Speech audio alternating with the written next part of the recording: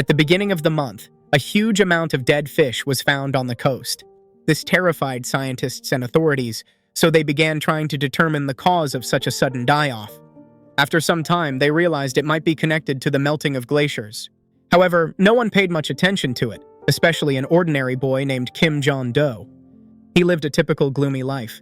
He went to school, no one noticed him there, even his parents didn't care, and even teachers didn't call his name during roll call. He had a hobby. He had many ants that he liked to watch and feed. While watching the ants, he listened to a news broadcast where he learned that real chaos had begun on the streets. But he didn't pay attention to it and kept doing the same things as always. After getting dressed, he left his house and went to school. That day, his mother looked unwell and didn't even have the strength to stand up and see him off. But that day, no one came except him and his friend. The boys who were sleeping there didn't talk to him or greet him. It seemed like everyone pretended he didn't exist at all. Even the teacher ignored him and acted as if he didn't exist. That's how all his days passed. He was lonely. It seemed he didn't even understand why he kept coming back there every time. On his way home, he noticed something unusual. His attention was drawn to frightened people running away from something. Then everything changed in a single day. A real apocalypse began. Mutants attacked people, but they completely ignored him. Not only others, even his own mother didn't notice him. Even zombies didn't see him, and they didn't attack him while other people were dying. That was when Jeon Do realized the advantage of being unnoticed, even by monsters. A state of emergency was declared. The real apocalypse had begun. Oh yes, finally something interesting was happening. But actually, there were some benefits to being invisible. After all, no one notices you. And it seemed he didn't care about what happened and even used his situation. For the first time, he was glad no one saw him. He felt sorry for the people who suffered from the zombies. Their lives were ruined. Moreover, the monsters on the streets constantly reminded him of what happened, and he couldn't forget the horrors he witnessed. He sat among mutants, and they didn't pay any attention to him. He had to sleep anywhere, even on the roof of a bus. He slept peacefully, while the entire city suffered from the apocalypse and mutants. Meanwhile, people survived however they could. One girl entered a store, trying to find supplies and food to stay alive. She carefully inspected the store to make sure it was safe. There was a zombie on the table, but it wasn't moving, so she had to keep searching for food and water. She was about to leave the zombie alone when she suddenly heard a sharp sound and swung her arm. But it wasn't a mutant, it was something else. She couldn't see anything. Suddenly, just a few meters away was the main character, the one she hadn't noticed from the beginning. She wanted to carefully approach him, but the bottle in her hand had other plans. Jeon Do heard the sound and turned sharply. His mouth was full of food. He didn't know what to say. Behind him, a monster suddenly stood up. All the monsters began rising, and within a few minutes, the entire store was swarming with mutants. The scene shifted into the past, where she was training until she nearly passed out. She had run quite a distance in a short time. But the coach was never satisfied. The man considered her his worst student, incapable and wasting his time. In anger, he even threw his stopwatch. Then he started yelling that she could do better. After that, he ordered her to run again and suddenly blew his whistle. Suddenly, the doors burst open, and now that same girl was running from monsters. She returned to reality, where she now had to run in order to survive. The grueling training and strict coach paid off. Maybe that's why she survived. The boy didn't hesitate. He realized he had hope. She was the first person who could actually see him. But he didn't get far. He fell face first to the ground and hurt himself badly. He didn't even notice he had tripped over a zombie lying on the ground. Jeon Do lay there for a while. Suddenly, someone approached him and started laughing. It was a small boy, he joked, asking if Jeon Do was planning to sleep there. The teenager got up and immediately walked away, but the boy ran after him. Jeon Do called him Samik and asked if he saw the person who had just escaped from the store, running from the crowd of mutants. But the boy said Jeon Do must have hit his head, because all people had turned into monsters. Jeon Do got angry and told him to go away if he was going to talk nonsense, and the teenager quickly ran off. Jeon Do ran through the streets, looking around to find her. Suddenly, he heard screams. It was her fighting. One monster was aggressively trying to eat her. The girl was cornered, yelling for the monster to leave her alone. At that moment, someone grabbed the zombie and pulled it away. She couldn't believe her eyes, but there was no time to be shocked, so she quickly shut the door. When silence fell, she could finally think about what happened, but there were no answers. Suddenly, she fell sharply to the ground. Landing painfully on her back, it was Jeon Do, who opened the door and accidentally pushed her. He didn't notice her and closed the door. He tried to open another door, but the handle was locked, so he knocked. Suddenly, a knife was pressed against his face. So much for gratitude. She burst into rage. Her body tensed, her movements sharp and dangerous. Jeon Do instantly recognized her and fell silent, stunned that she was alive. He shouted for her to calm down. He called her by name, Myeong. The name hit her like a shock. She froze and stared at him. She couldn't understand how he knew her name. The boy spoke carefully, asking her to calm down because he had just saved her. Gradually, he explained. She might not remember him, but they used to be classmates. Myeong couldn't believe it. She swore she was seeing him for the first time, especially here, among monsters. Jeon Do just got embarrassed and joked that she might have mistaken him for one of the zombies. Both admitted they hadn't seen a living person in a very long time. Slowly, she calmed down and thanked him for saving her. Then Myeong asked why he was even here. It didn't look like he came specifically for her. Jeon Do sighed and finally confessed. He was looking for his mother. He'd been searching for a long time but couldn't manage alone. So he asked for help. Suddenly, Shik appeared at the window and told Jeon Do he was an idiot because they had all become monsters. The boy asked why he had been chasing him. Myeong was in shock, sweat running down her face, unable to believe she was watching Jeong talk to a monster and trying to push him out the window. Even the monster had a surname. Myeong asked him why he was even talking to that monster. At that moment, Shik slipped out of Jeon Do's hands and lunged at Myeong. Instinctively, the girl pulled out her knife to defend herself. She was ready to stab Shik. But suddenly, Jeon Do grabbed the little idiot by the cape and threw him back onto the floor, saving Myeong's life. The boy tried to explain that he hadn't seen any monster. In front of him, there had only been an ordinary kid who was chasing him. He held him tightly and insisted that everything was fine. But suddenly, she heard strange sounds. Myeong's eyes widened, and she realized it was time to get out of this madness. The girl started running, trying to escape the store filled with mutants. She sprinted down the street, but the monsters were catching up, and she kept looking back. Suddenly, one of the monsters lunged at Myeong, but she managed to dodge and sprint in the opposite direction, gaining a small head start. She landed in another courtyard, much quieter. For a moment, she stayed tense, making sure no one was following her. And when she saw that no one was chasing her anymore, she relaxed and calmly entered a building. The house was empty and abandoned. It seemed like no one lived there. She opened the door and collapsed right in the hallway, completely exhausted. The girl was struggling to breathe. She had gone through unbearable stress and understood nothing. Her mind was full of questions. Myeong flinched sharply when she heard a voice behind her. She turned and saw an ordinary-looking man, surprised that the door had been left open. A chill crawled over her skin. Something about the stranger felt unsettling. Only then did she notice the hammer in his hand. On the floor sat a half-naked girl with her hands tied. Red drops were slowly dripping from the hammer. The man stepped forward. Behind him was a thin trail of blood. Myeong felt fear choke her, but she couldn't look away. She panicked and pulled at the door, but it had shut. The man moved toward her slowly. He showed no emotion at all. He stared at his victim with a calm, dead, lifeless gaze. Myeong begged for the door to open. Suddenly, someone switched the lock. It was the man. He calmly asked if Jum had come to the wrong place. In that moment, she felt like her heart might burst out of her chest. He continued speaking calmly, saying that these doors always had problems, especially this one. There was a pause. The man looked at Myeong. He saw the knife and realized she was ready to attack. He turned around and walked away, saying that recently there had been too many problems and he didn't want to get involved anymore. To frighten her, he added that if she got in his way, he wouldn't apologize. Then he asked her to leave peacefully. Myeong slammed the door, and this time it finally opened. The man suddenly stopped, and a smile appeared on his face.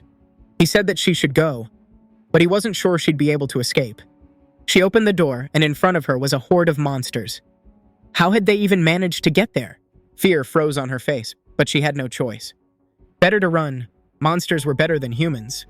Suddenly, the hammer hovered above her head as if about to strike. Meanwhile, Jeon Do was walking and telling Semic to stop. Semic agreed, but kept following him. Jeon Do repeated that he shouldn't follow. Shik agreed again, yet still kept walking. Jeon Do couldn't take it anymore. He turned around and yelled at the boy to stop and stay in place. He was frustrated that Shik had ruined his only chance to suddenly find his mother. After those words, the boy burst into loud laughter. He told Jeon Do he was ridiculous, because in this chaos there were only monsters outside.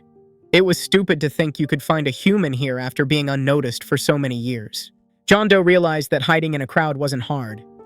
He often forgot they were monsters. Maybe he had become a monster too.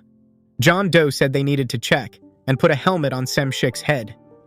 He added that the helmet fit perfectly on his big head. Sem-shik replied that he actually liked it. Then he added that he had been smelling that scent for a long time. Jeon Do asked what smell he was talking about. He couldn't smell something through the helmet. Suddenly, the boy said he could smell that girl they had seen earlier. A smile appeared on Jeon Do's face. Meanwhile, events returned to that strange house. Jumyoung woke up abruptly. She was in some room lying on a bed. There was a rope on her wrist. It looked like she'd been tied up. Her head hurt terribly. She felt like a fire was burning inside her. She saw blood on her fingers. There was a wound on her head. Suddenly, Jumyoung heard a voice apologizing. There was an argument. Someone was trying to escape. While he was gone, she carefully stepped out to see what was happening. The man was holding his victim by the face. She trembled with fear, and he was filled with rage. Then he shoved her away violently. The woman said she wanted to live. The man replied that then she shouldn't have killed his wife, because his wife didn't want to die either. Her hands were tightly tied. She said she couldn't do anything and begged him to let her go. Tears streamed down her face. She was ready to do anything, begging to be released in exchange for a favor. Then the man said he wanted his wife to cook braised kimchi, or better, noodle soup or pickled radish. The poor woman said she would do anything he asked, if there were ingredients. Suddenly, the hammer rose into the air. The man asked how she didn't understand it was impossible. He added they would discuss it when she woke up. Suddenly, the hammer fell right in front of the woman. Then the man collapsed onto the floor, too sharply, as if something had struck him. Jumyoung had hit him with a vase and knocked him out instantly. Meanwhile, Jeon Do was carrying Sem-shik in his arms, and Sem-shik was having a great time. Suddenly, the boy said he could smell that scent again. But Jeon Do didn't react. He just ran faster. Sem-shik noticed something strange and asked why Jeon Do suddenly went silent. Then he started flailing his arms and kicking his legs. Because of that, Jeon Do tripped over some trash and fell loudly. Meanwhile, Sem-shik quickly ran ahead, and Jumyoung was untying the poor girl, trying to understand what was happening. The woman said the man had gotten sick. She explained that when Jumyoung was hit on the head, the lunatic felt sorry for her and carried her to the bedroom. He was simply insane. Jumyoung brought clothes for the girl and told her to get dressed so they could carry the body out. Suddenly, she noticed something. The man woke up and started speaking. He said he was sorry and apologized to his victim. The woman began trembling. He scared her so much she couldn't move, not even from the sound of his voice. The man stood up and asked why they said he was dead. He shouted that she had no conscience and didn't care that she killed his wife. Suddenly, the madman vomited right onto the floor. The girl's hair stood on end. They couldn't believe this was happening for real. The man stretched out a trembling hand and asked if they knew what it was like to lose a beloved wife. His face began to distort. His teeth yellowed, his mouth filled with saliva. He began turning into a monster. The events shifted back to the past. She stood by the window and covered her mouth with her hands. Then she grabbed a knife. The madman with the hammer was banging on the door, begging her to open it. She cried and didn't know what to do. She had been told to wait. Something was happening, and they would return soon. But she understood she wouldn't be able to wait much longer.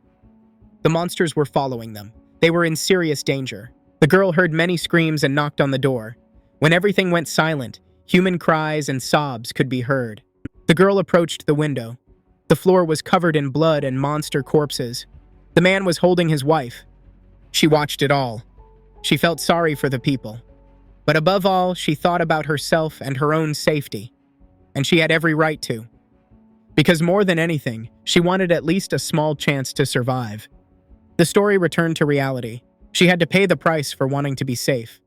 The man who was turning into a monster wanted to eat his victim and show her what it meant, to lose someone you love. Before he could attack the girl, who could barely move from fear, a pot flew into his head. This time, Jumyoung hit harder. But even that didn't help. The man was still alive. Something had to happen quickly. She thought about the mad monster approaching. Time was running out. Jumyoung had a knife. Suddenly, someone pushed her forward from behind. Jumyoung didn't even notice the betrayal that had just happened. Before she understood what was going on, she was in the monster's arms. The man finally reached his victim. She fell out of the window along with Jum Young's knife, and Jum Young fell too. Meanwhile, the man opened a cupboard that led downward. He shouted that the trash had escaped, so he would cut her legs off when he found her. Then he began dragging Jum Young's body. He threw her violently like garbage. She crashed into iron bars that somehow existed in an ordinary house. The man picked up the knife. Jum Young regained consciousness. He said he had searched for that filth for so long, and she had ruined everything for him. The man admitted he should have killed Jum Young first, and now he intended to fulfill that plan. Suddenly, hands appeared behind him. The man said he had never seen his wife so happy. He told his beloved to eat more slowly, otherwise it would be hard to clean up such a mess. He added that he would make sure she ate, and he kept holding her tightly, refusing to let go. Suddenly, the man collapsed, falling loudly to the floor. A bucket and a hammer stood nearby. Jum Young managed to break free from the monster man's grasp. Suddenly, the man rose again. Now he was completely different. He had transformed into a monster. Jum Young's eyes widened. She didn't know what to do. Her heart pounded wildly. She didn't want to die. The monster approached her, and at that moment she understood she had to act if she wanted to survive. She began searching the floor frantically for the knife. But her hand was grabbed by the wife, and at that moment, Jum Young realized it was the end. The monster's hand gripped her face and pressed it into the metal bars, causing terrible pain and discomfort. She was helpless. Blood splattered across the room. But it was the man's blood, because Jeon Do struck him with an axe. Jum Young immediately began freeing herself from the monster's claws, while Jeon Do stared in shock at what he had done. Jum Young finally pulled her hand free. Then she grabbed the knife, and prepared to continue fighting the enemies surrounding her from all sides. She glanced at the mutants one last time, and at the blood that covered the entire room and floor. Ju Yi-young asked how Jeon Do had found her. She didn't like the answer, that some crazy monster had smelled her scent. Jeon Do defended himself, saying he had just learned how sensitive Samik was to her smell. Jumong asked if he really thought she would thank a monster. Then she added, "Who did he even think she was?" Jeon Do swore he had Samik under control, but right then, Samik was standing behind them, watching. Suddenly, Samik lunged at Jumong from behind. Samik grabbed the girl and started choking her. He held her tightly, and if not for the helmet, he would have already torn her throat apart. Jonggo understood there was little time. He had to stop him from reaching her neck. Jonggo grabbed the monster by the cape, tore him away from Jum Young's neck, and threw him to the ground. Jum Young took the knife and moved towards Samik. She asked Jeon Do if he would be upset if she killed this monster, but the boy asked her to stop. Suddenly, a huge face appeared in the window. Jeon Do froze, not understanding what was happening. A massive hand shattered the window and burst into the room, grabbing Samik. Everything happened incredibly fast. Jeon Do protected Jumong, but Samik was injured. Jumong was in shock. Her heart pounded wildly, and then a massive jaw appeared. The entire window was torn apart. Samik, the monster, was as tall as the entire building. How could such a creature even exist? It seemed to leave. Jeon Do was unharmed, but Jum Young was nowhere to be seen. Several hours passed after the giant's attack. Jumong's head hurt terribly. She felt like she was losing her mind. Jeon Do peeked out the window, looking at the yard, trying to find traces of the monster and the boy. But all that was left of Sem Shik were bloody marks. Jeon Do turned to Jum Young and asked if she knew any safe places. Jeon Do dragged a wardrobe toward the door. Ju objected, saying it was pointless. The monster was gigantic. Jonggo said their house was strong enough, and he believed the monster wouldn't be able to break through the walls. Besides, there was a basement where they could hide and wait out the danger if the mutant returned. She had never seen anything like this before. But luckily, the mutant was dumb enough not to tear the house apart.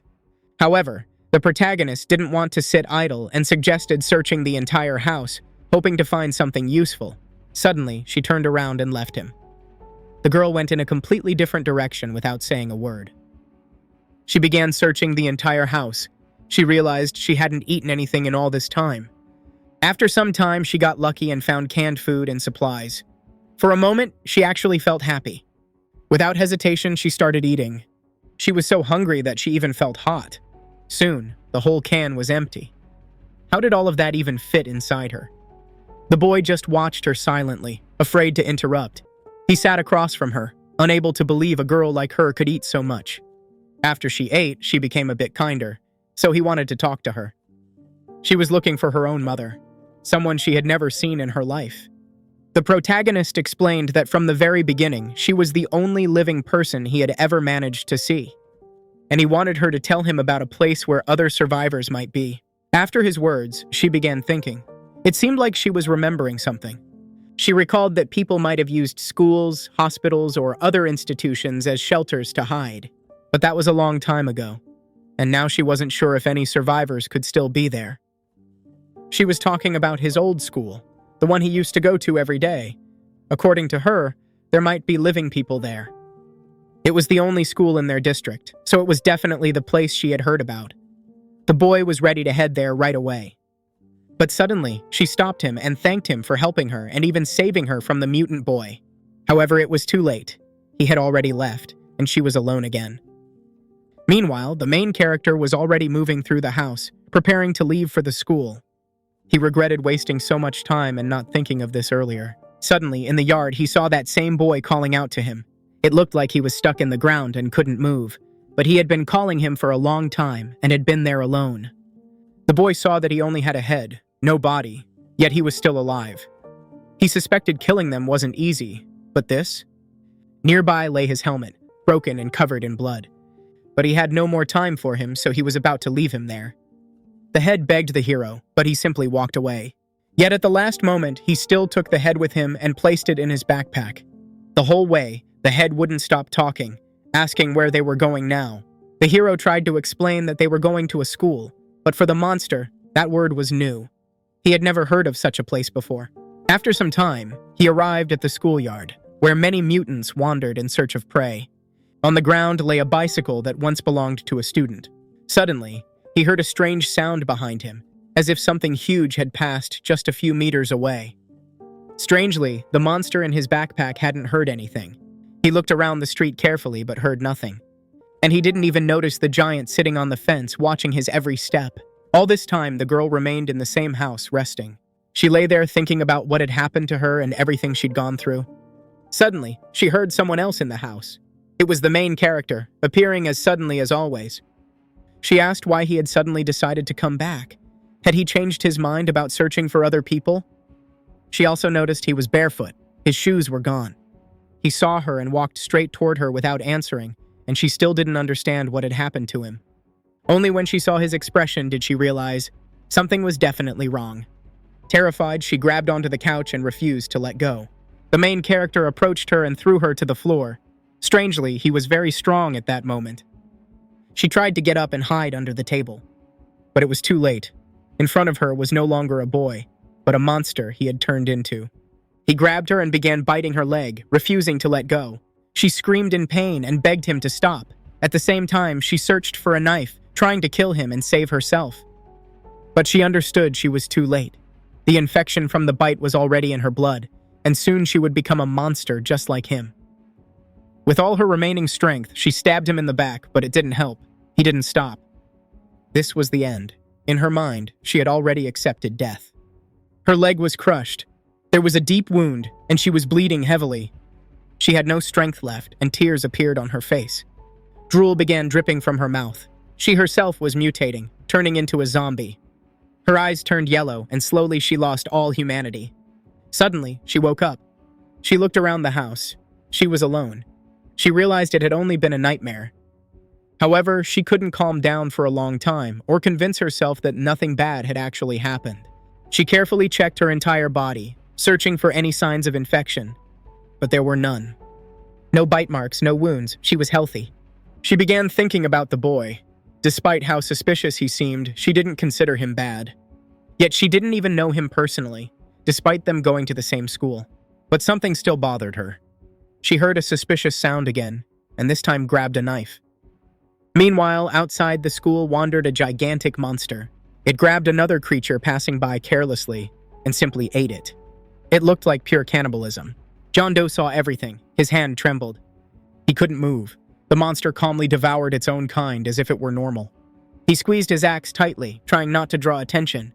Suddenly, the creature turned its head and began approaching. Jeon Do froze. His body betrayed him. His legs wouldn't move. He didn't know what to do. Could this monster be different from the others? Could it actually see him? The giant took a step.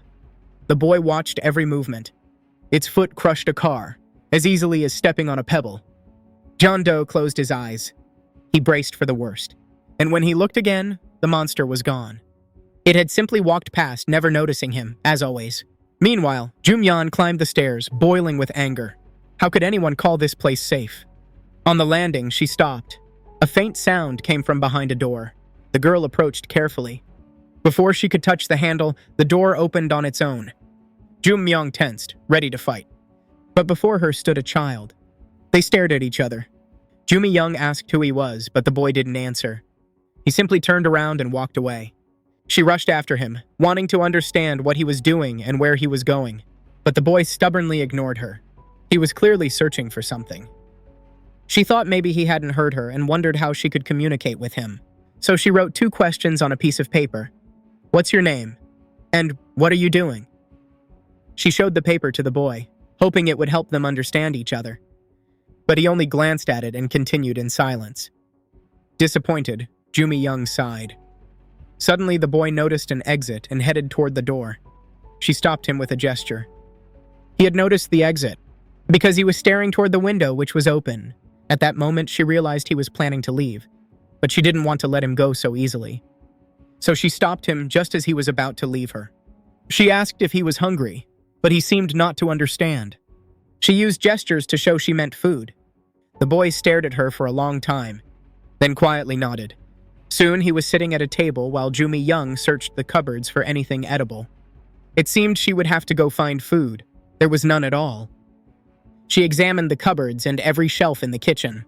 But other than junk, empty bags, and bottles, there was nothing. Meanwhile, Semshik finally exhaled in relief. He was talking to the head and told it about the monster that had almost noticed him and looked ready to eat him. From his words, it became clear that among mutants there were cannibals. So the head was terrified by what it heard. He didn't know what to do next or how to save himself and other people who might still need help. Near the school, he saw a car that caught his attention. Along with that, he felt a familiar sensation that had haunted him before. Without wasting time, he began searching the car, hoping to find something valuable inside. He got lucky. Inside the car was a phone, and he hoped it still worked. There was also an ID card in the phone case. It belonged to a girl who lived in South Korea. The woman seemed familiar to him. Could it be his mother? Was this car hers? Still, he gathered his courage and entered the school. Strangely, there was no one inside.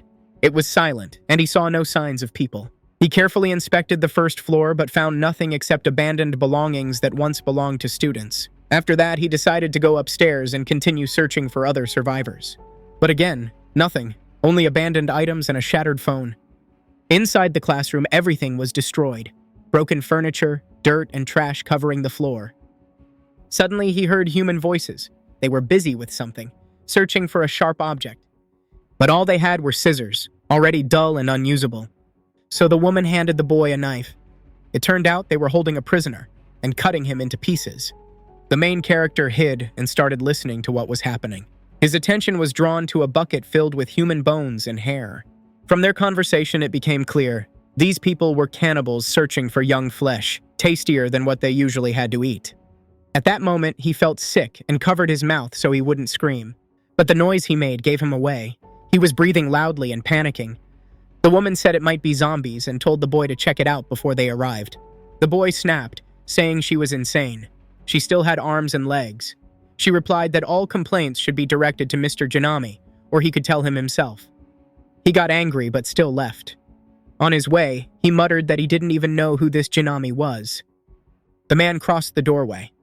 He looked around but saw nothing, only a puddle of vomit. He wondered if zombies could vomit since he didn't remember seeing anything like that. The woman replied that monsters could vomit, then asked how the boy had survived this long, adding that he annoyed her. He said there didn't seem to be any zombies there, so the woman told him to go deal with the prisoner. After checking and seeing no one, he turned back.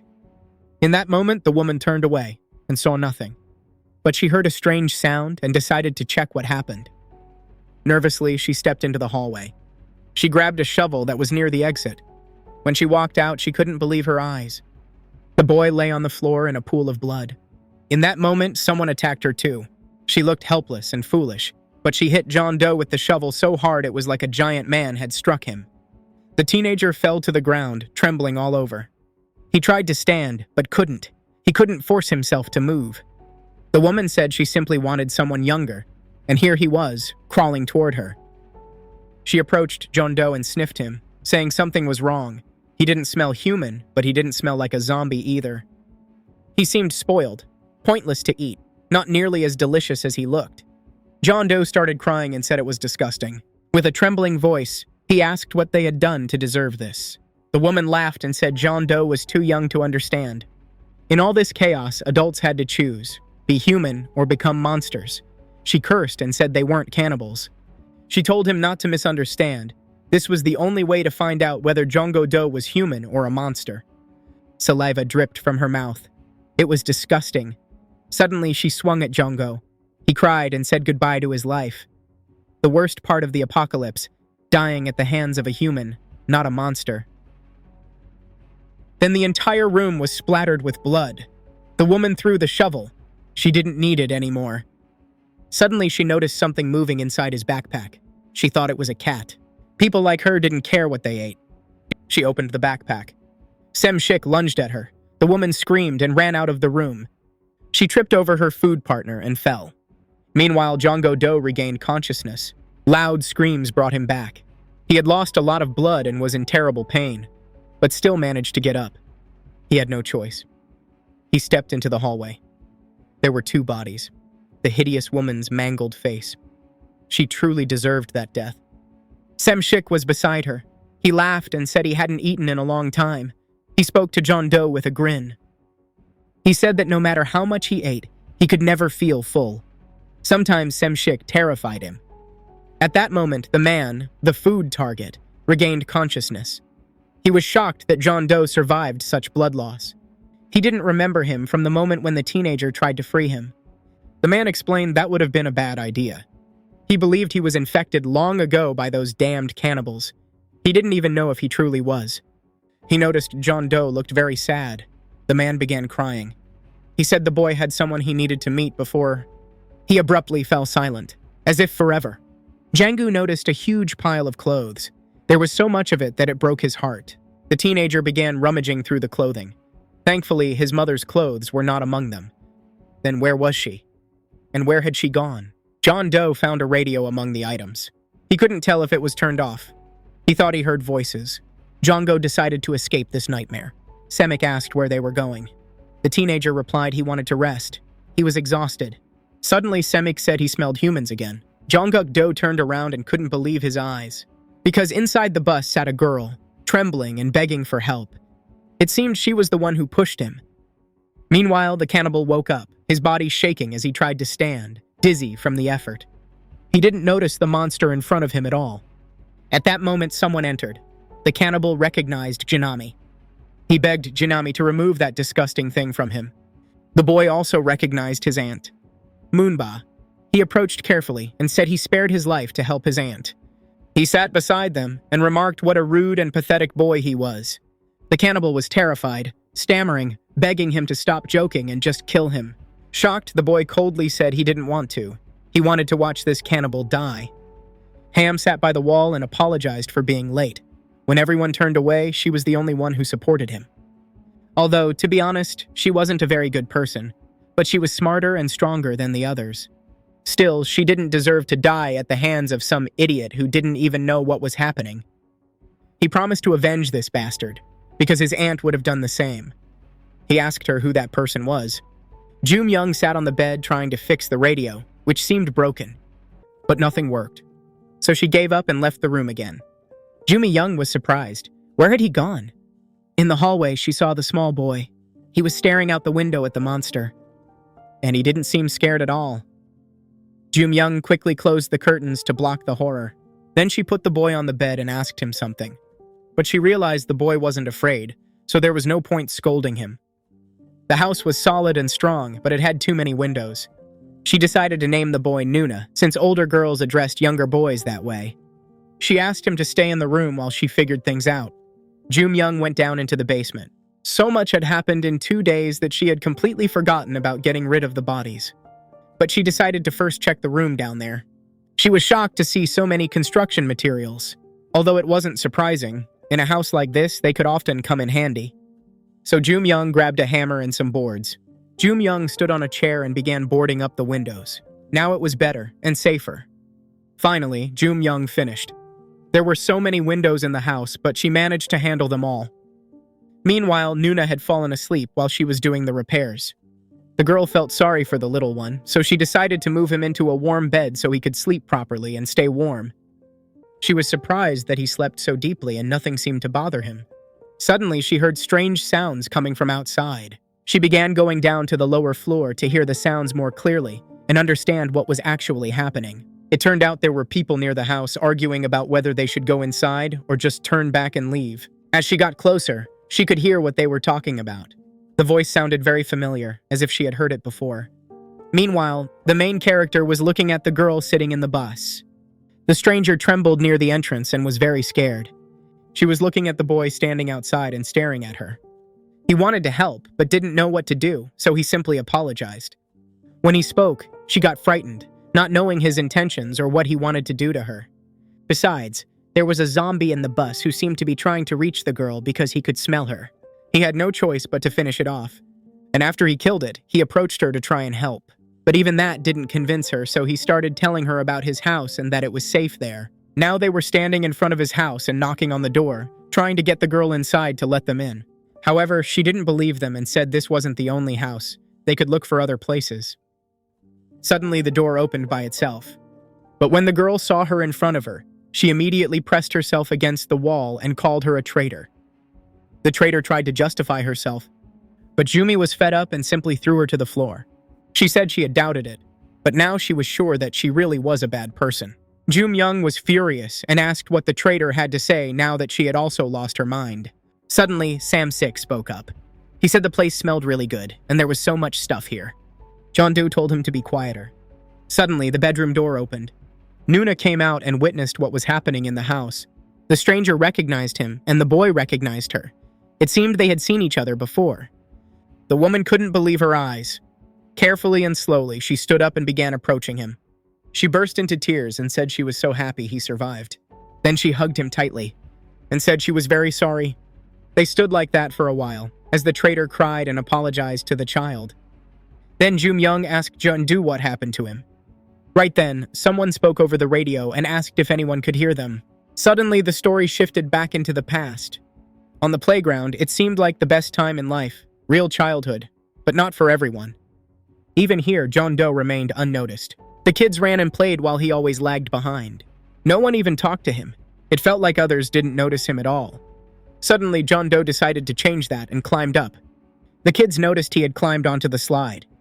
Jeon Do stood higher than everyone else, and finally people paid attention to him.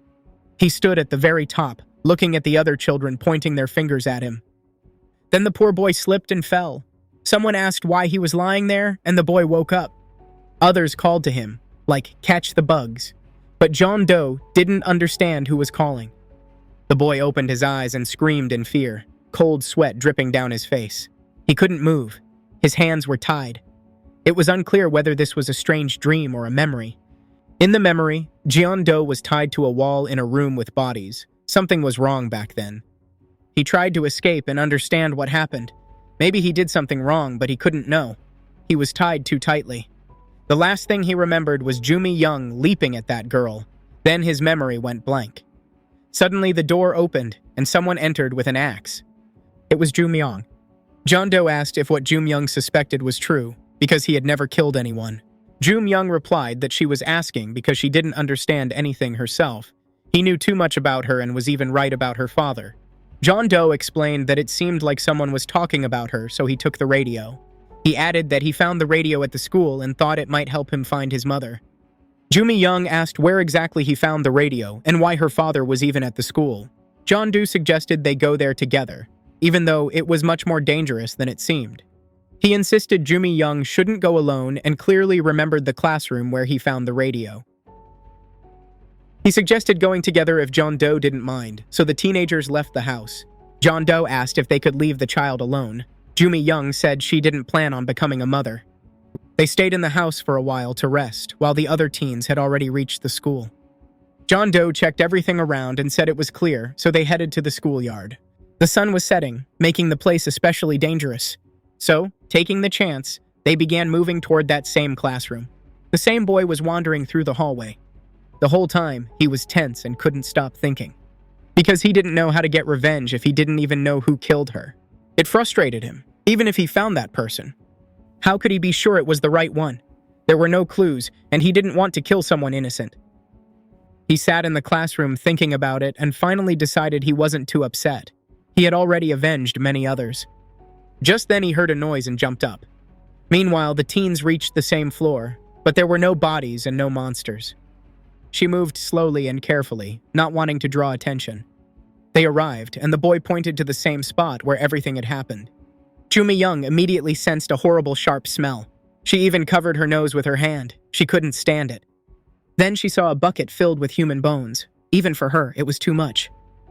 They stepped carefully into the classroom and froze at the entrance to look around before going further. Suddenly, Jeon Do noticed that the old man who had been sitting there had actually turned into a monster. His place was empty. He had simply disappeared, and no one was there anymore. Jeon Do pointed to a pile of things. That was where he found the radio. Myeong didn't know what exactly her father had been carrying. Suddenly, Jeon Do remembered how the man cried and asked if the teenager had also lost someone close. Then Jeon Do asked Myeong what her father looked like. A pause settled between them. No one dared to speak first and break the silence. Myeong was searching for her father and asked Jeon Do if he had seen an old man. The boy wasn't sure. He only remembered a man tied to a chair. Jeon Do explained that some lunatics had stormed into that room. They tortured that man almost to death. He barely managed to stop them. He wanted to save the victim, but it was already too late. At those words, he suddenly fell silent. Myeong grew angry and demanded he continue, but Jeon Do tensed up. Someone was listening to their conversation. A stranger appeared in the doorway with a smile as if he knew some important truth. He hinted that he knew who the killer was and wasn't planning to hide it. He politely greeted them and glanced at Jeon Do, remembering Aunt Moonbok's death and refusing to believe the boy could be involved. The stranger looked quiet and harmless. Suddenly, the stranger pulled out a sword. Myeong asked if Jeon Do knew that man, but he only shook his head. The girl tensed up, ready to defend herself, holding a hammer in her hands.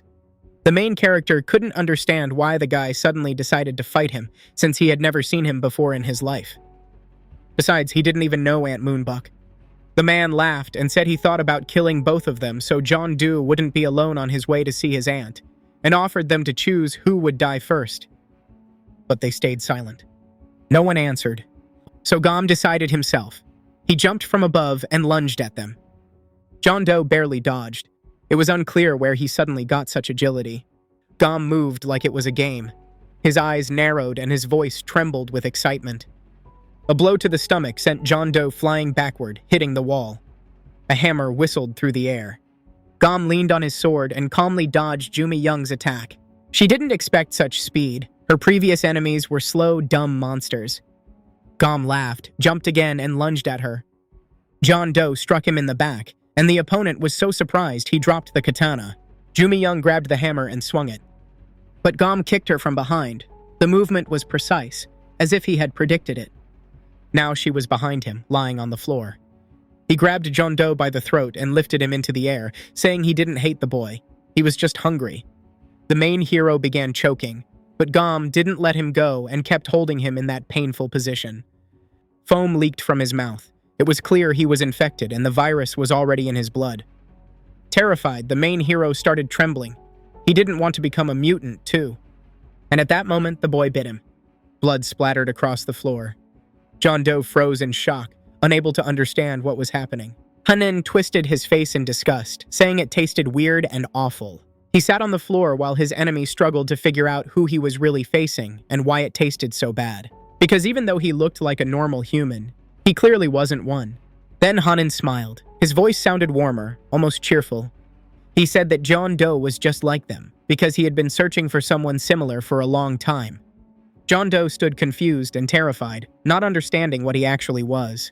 From his words, it seemed like Hanin considered him one of the cannibals. At that moment, the girl didn't hesitate. She prepared to strike, and managed to slice his head and deal a serious blow.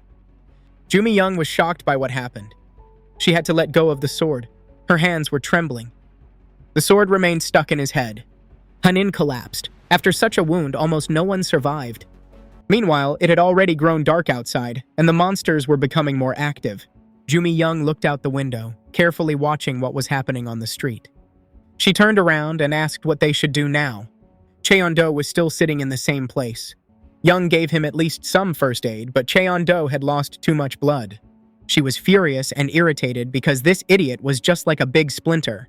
Young came closer and told Jeon Do that he wasn't to blame for the man's injury. He truly regretted what had happened to him, yet because of his words, they looked at him like he was an idiot. It seemed the blood was still flowing from the wound, and suddenly the teenager's backpack started moving violently again. Myeong noticed it. She reached out her hand to check what he had inside, but Jeon Do suddenly grabbed her arm.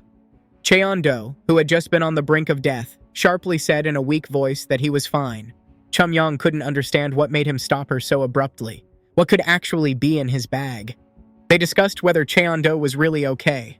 Then Myeong remembered the person they had talked about, the one Jeon Do saw, and she asked what that man looked like. Jeon Do began to get nervous and said she looked nothing like that old man, so he didn't continue. Myeong was angry because Jeon Do didn't even know her father, so she described him. Medium build, hair like a bush, and a beard, around 50 years old.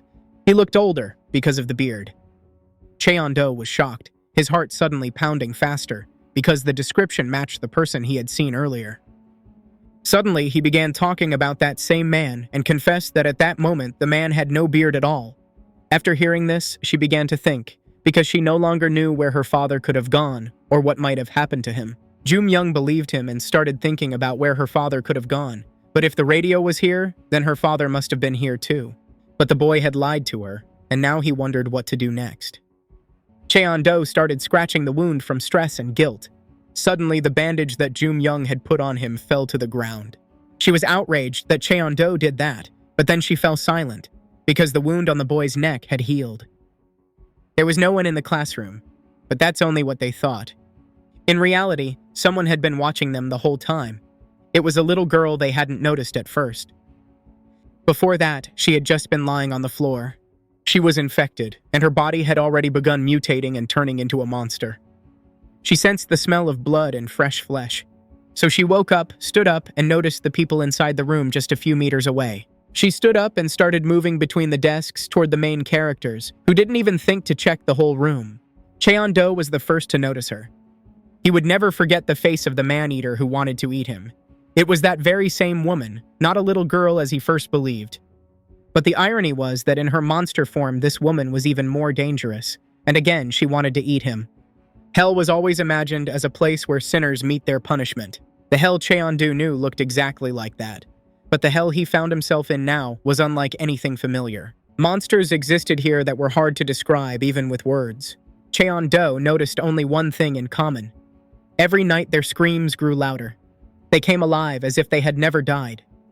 But recently, he had encountered new, even more bloodthirsty creatures.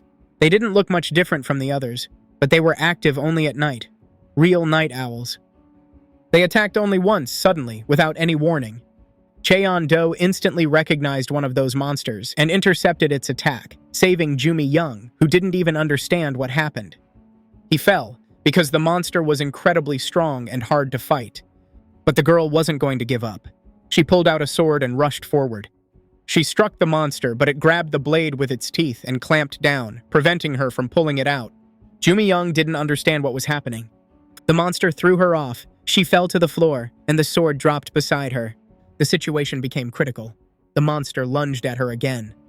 Suddenly, Gam grabbed the sword and told Aunt Moonbok that he had always said there was someone he had been searching for his whole life, and now he finally understood why.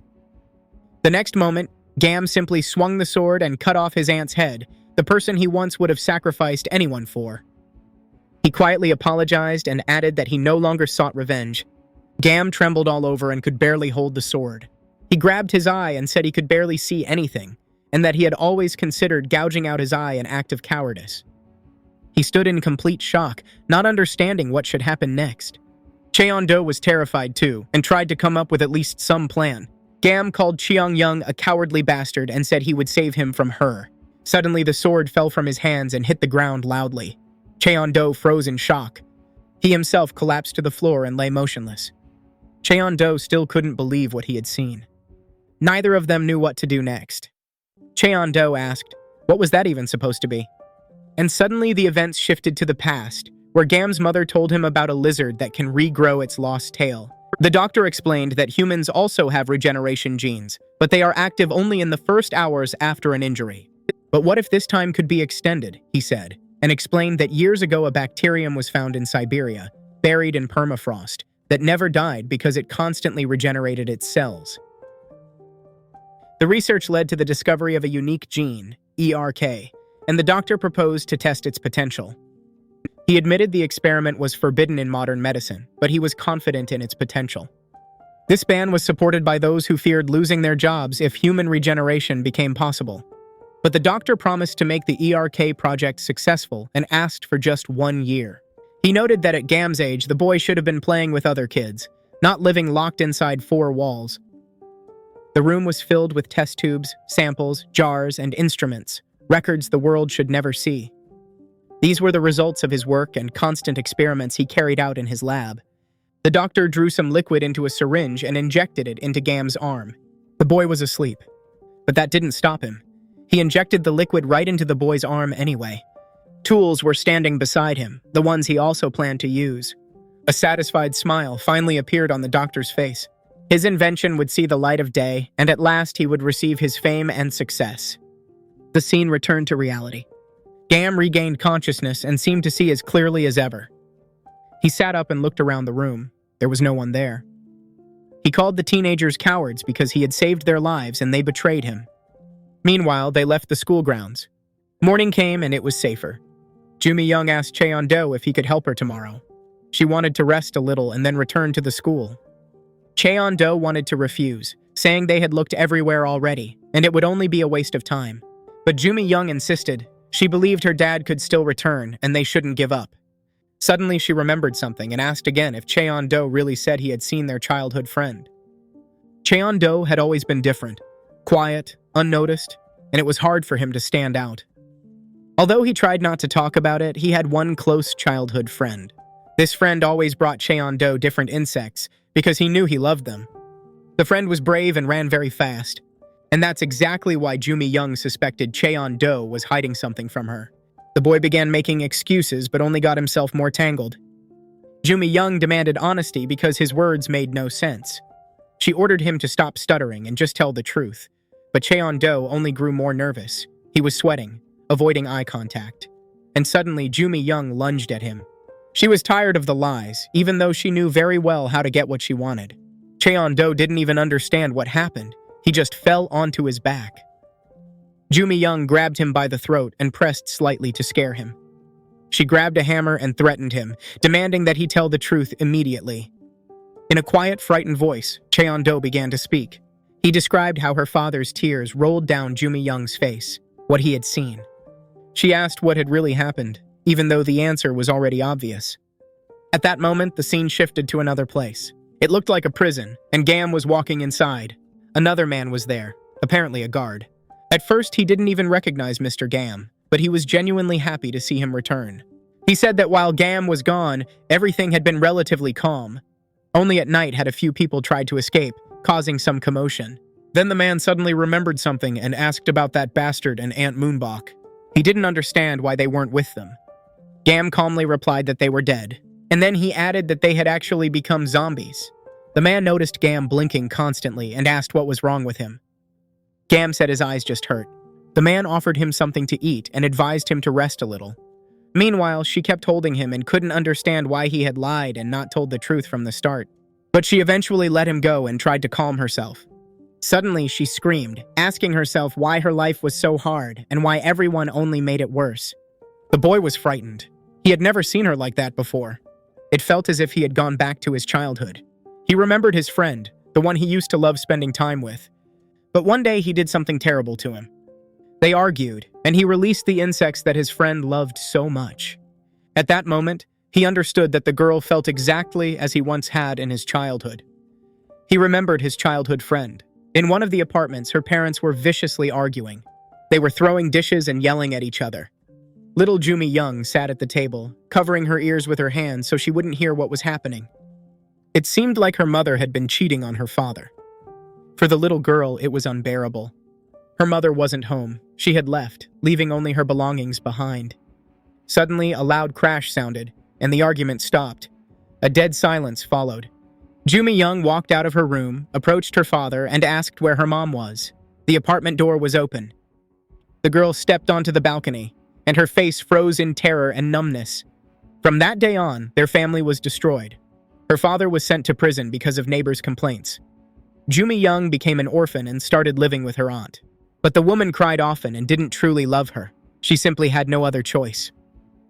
Years passed. She grew up and began attending school with other children. One morning, she forgot her documents and phone at home. Her aunt decided to personally bring them to the school.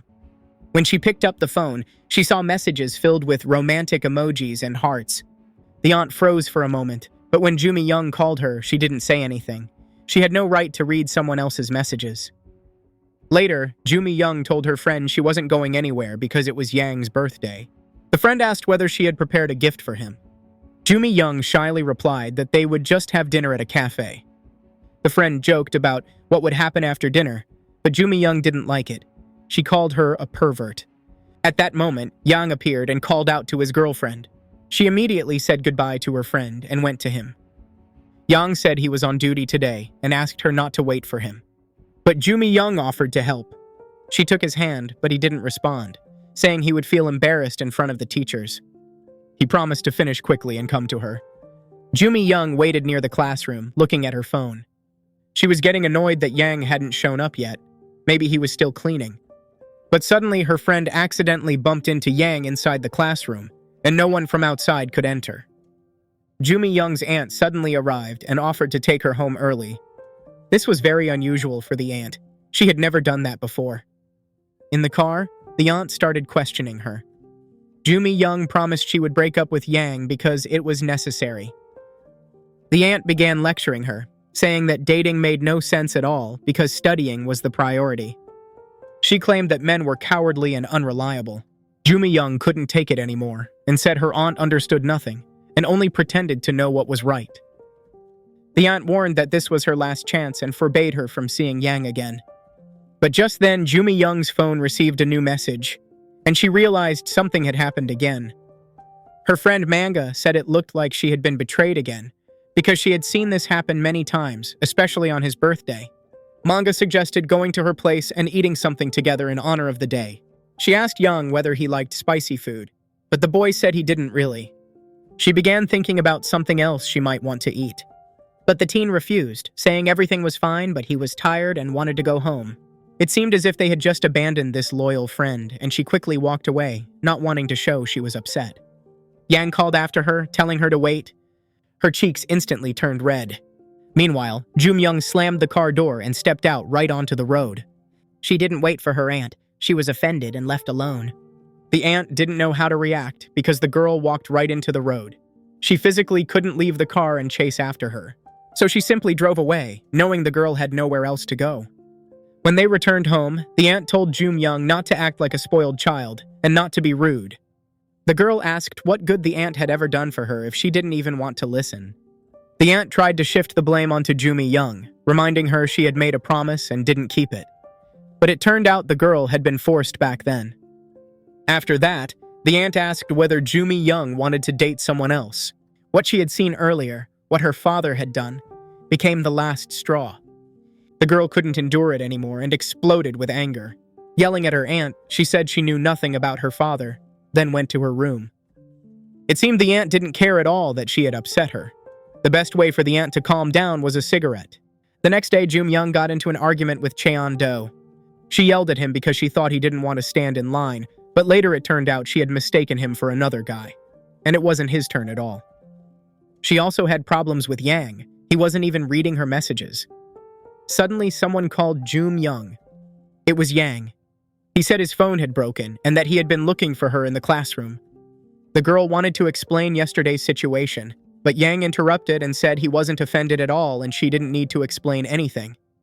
He even took her hand and said that if she was okay, then he was calm. Then he suggested they have dinner together after school. Young was so happy she didn't even notice something on Yang's neck was wrapped in tape. But plans changed when the teacher announced that the class president was sick, and now it was Young's turn. He asked her to take the sheet music to the music room. Young obediently agreed. She simply had no choice, so she went to the music room as ordered. In the music room, there was a piano and a couple of cheaters kissing right during class. They were so absorbed in each other they didn't even notice Young coming in. She threw the sheet music on the floor and immediately ran out.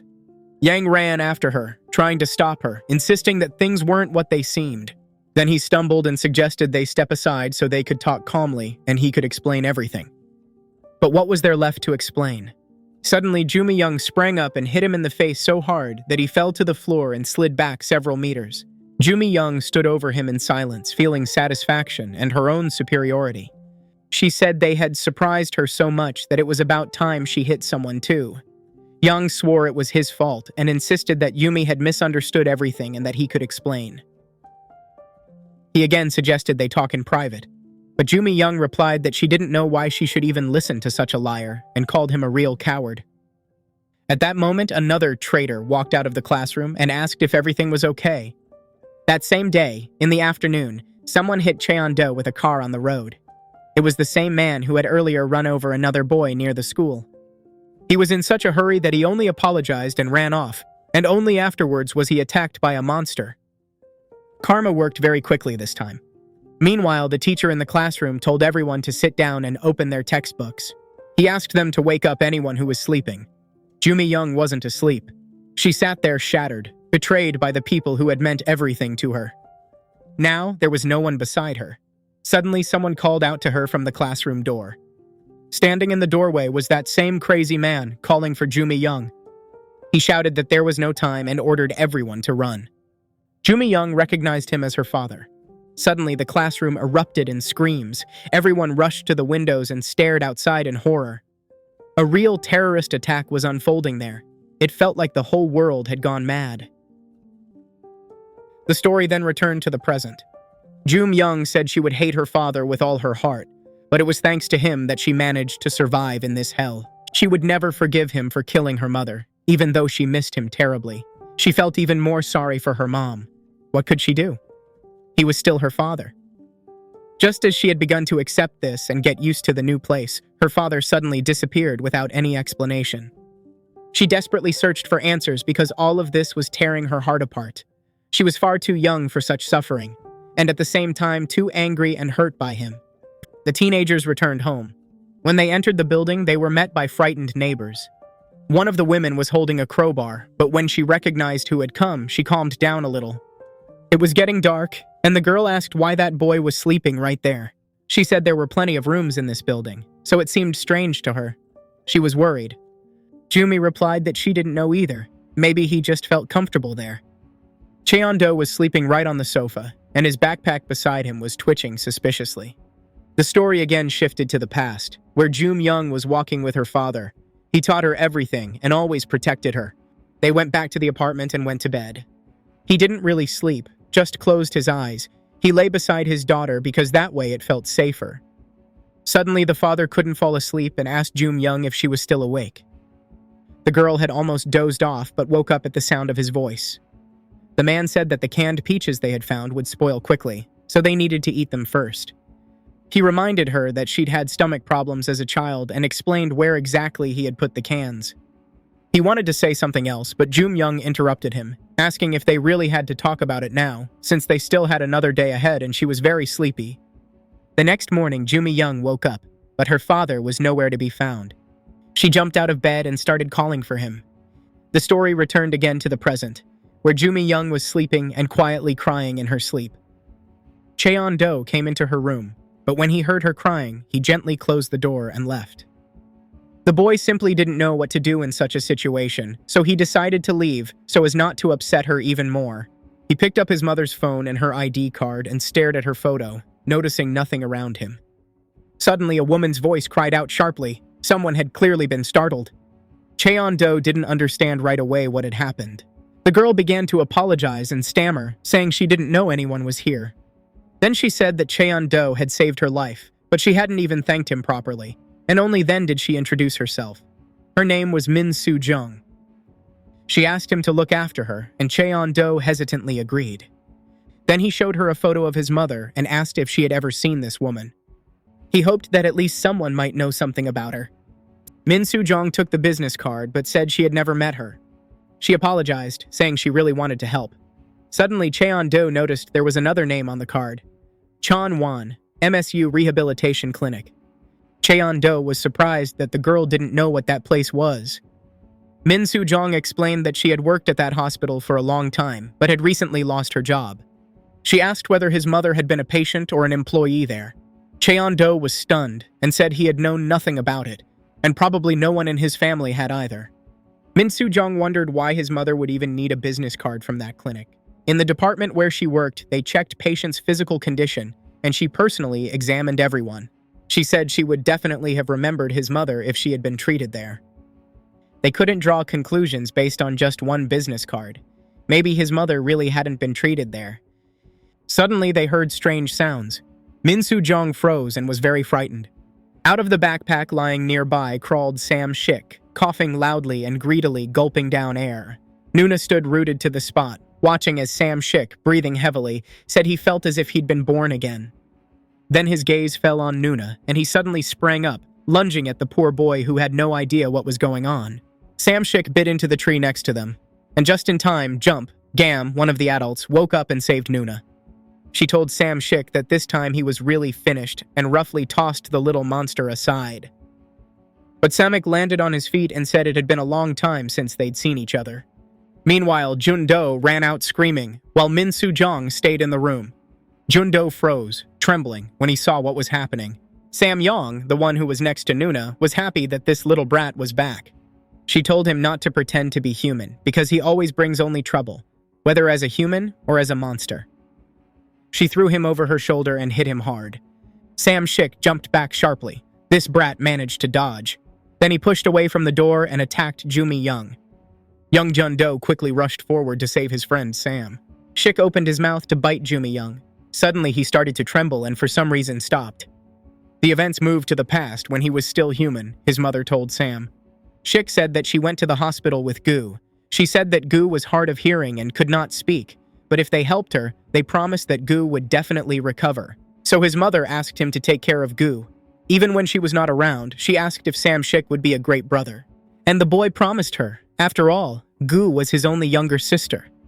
A whistle sounded. Samik ran to his sister and asked what happened.